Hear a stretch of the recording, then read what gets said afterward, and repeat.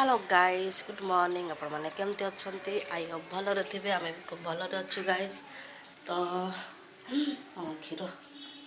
देखुए मोर क्षीर केते बोले आज मुना किछि नड़िया तेल मु बाहर करी काली क्षीर रखी तो आज मु जस्ट नड़िया तेल बाहर करी ये तार नड़ियार ये रस सब कड़ा होटा तेल आपको देखदेवी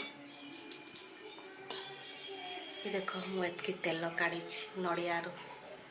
कहीं स्टार्टिंग बन तो मुझे वीडियो बनईना तो देखा केवे जदि नड़िया घरे स्टॉक रोज तो मु जरूर ए रेसिपी मु पकेबी कहीं कंफ्यूज रे मु बनई तेणुक मु रेसिपीटा मु बनईनी फिर भी देख केते सुंदर बाहरला तेल ये तो देखा जाऊनी बहुत आज मो बाउल पाई कही छोट माने सीसा कही तो से सीसा आनीदे मुझे भरी करके रखी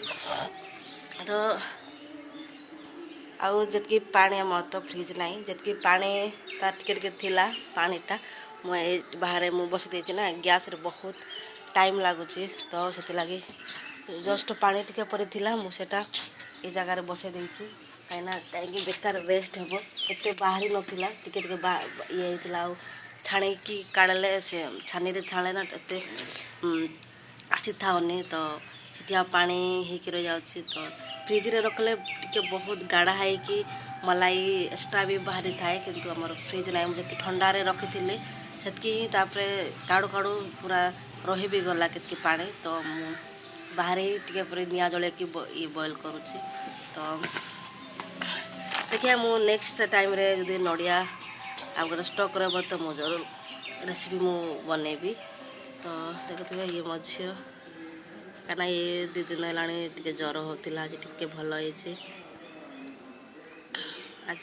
छाड़ आज गुरुवार